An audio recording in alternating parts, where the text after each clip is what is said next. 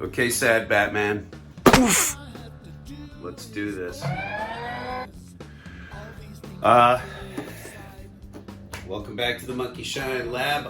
Again, we got another little figure opening here for ya. I should get a little prop.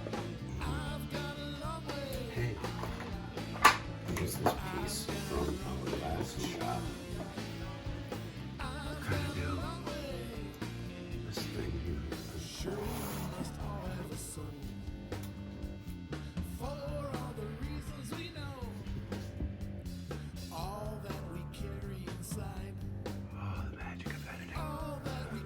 Okay, this, as some of you may recognize,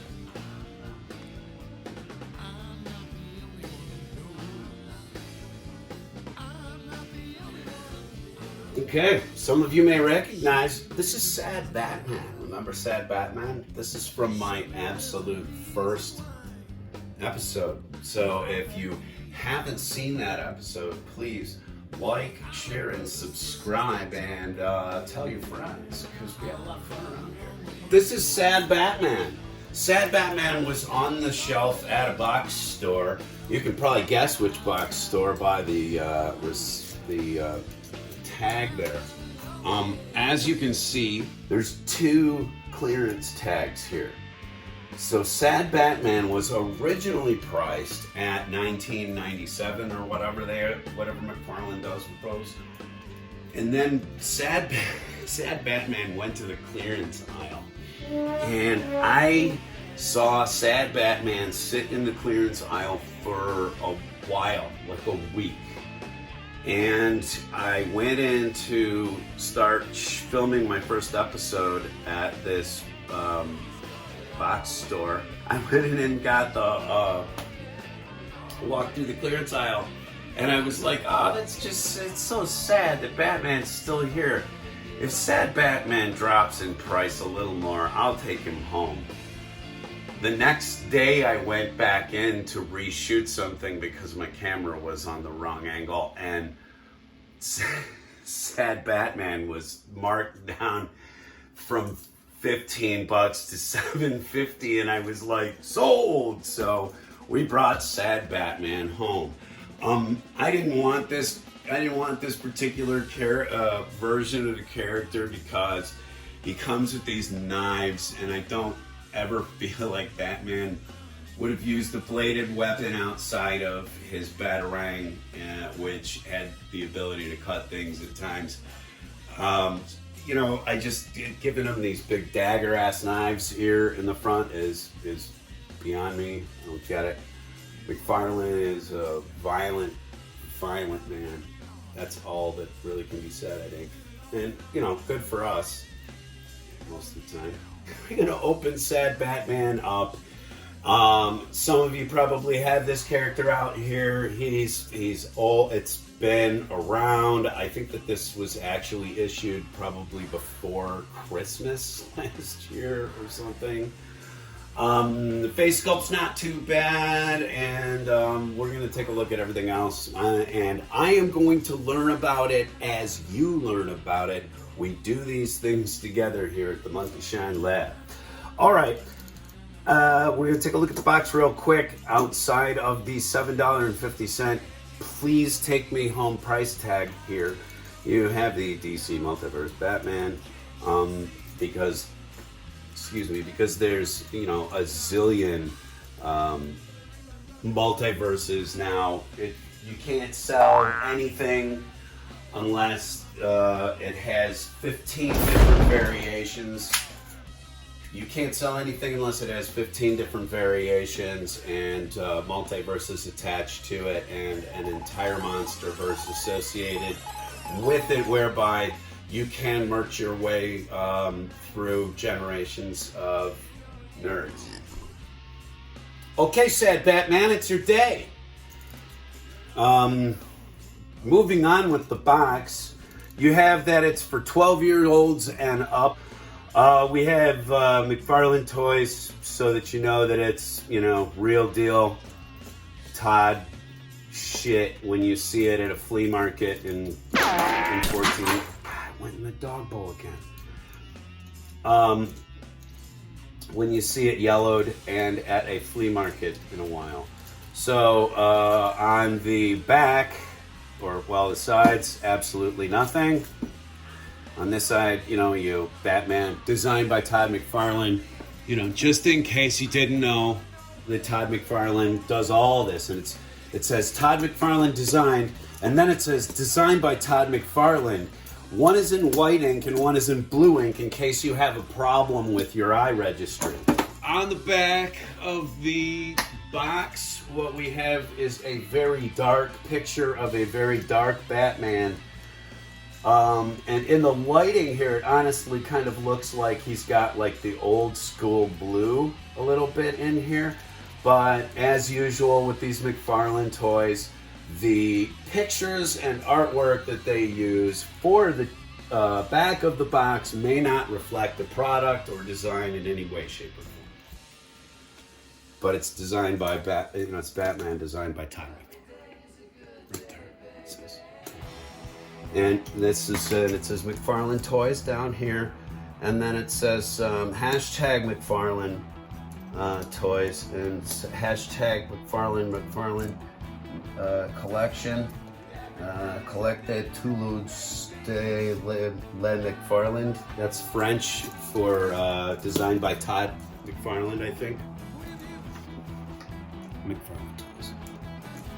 Always practice blade safety. We try to do it here on the little lab.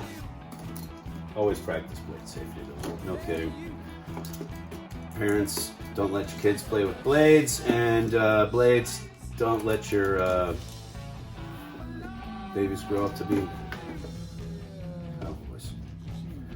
All right, I think that's enough. So remember, kids, always practice blade safety. Now, put them up, and then we slide them out. And then you've got your standard tray shot. And hand down. Okay, there you go. There's the tray shot. And again, he kind of looks knock-kneed. I'm probably going to have to fix him with a hairdryer. In the box, also, you get a useless trading card and an even more useless foot stand. You're not interested in any of this crap, but you can take this plastic panel out and recycle most of that and where most of the figure was. If we could just get around this now. But I digress. Taped in here, we have a gold batarang, so that's kind of cool. And then also taped in here, we have his knuckle knives. I don't mind the spikes on his forearms and stuff like that. But, you know, these gold throwing knives. Again, it's Batman, you know. He was all about beating the snot out of people, but not actually. Another thing about these McFarlanes that you should always remember is that they usually pull the cape through the back. These are sharp. Wow. Those spikes are not something that you're gonna want around your little brother. You get what you get with McFarlane, always. And he's got a place for his little knives. Typical, you know, rockers at the ankles and articulated toe point, which goes way past where it should. Ow! Damn. But clicks in place. Double jointed knees, you know, the usual. it's not a bad little figure. And like I said, let's take a look at him up close a little bit here. I like the face sculpt. It's not bad. I like the wash that they put in there to kind of deepen the lines. If it's in the darker lighting, you know, he's going to look a little bit more Bruce Wayne-ish with that cut jaw and the, you know, the talking, the smile lines and stuff in his face. He doesn't smile very much. It's not a bad figure. The objections, of course, I have is that he has knives at all. And I think, you know, honestly, these spikes, and I've said this on my channel before, if you swung this at another child, you could hurt another kid with this. And these spikes are very sharp, as are the ear pokies. Ooh, he's got more flexibility than probably any actor ever did with his head and neck. You know, got a little bit of attitude in there. So you go, I know you didn't. He does on his back have a place, I believe, to put his silly crossed swords.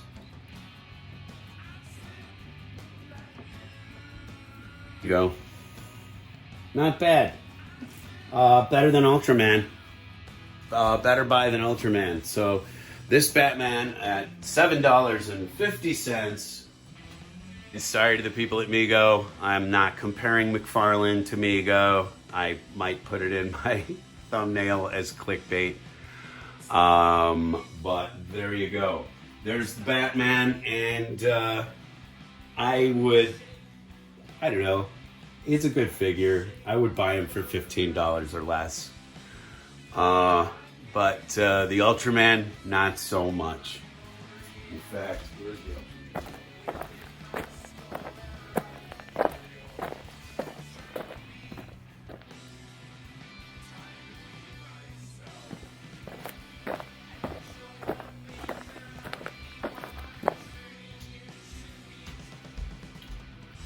Okay, through the magic of video.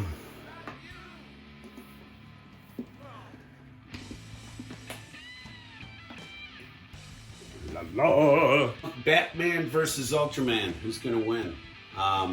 In this case, it's definitely going to be the Batman. Sad Batman, finally free to join the rest of my figures. Ultraman will probably hang from my ceiling somewhere. I don't know.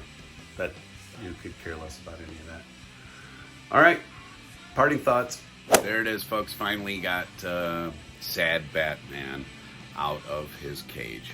And for what it's worth, I do dig this figure now that I've got it out of the box. The only thing that still kind of bugs me is the dangerous nature of the forearm spikes.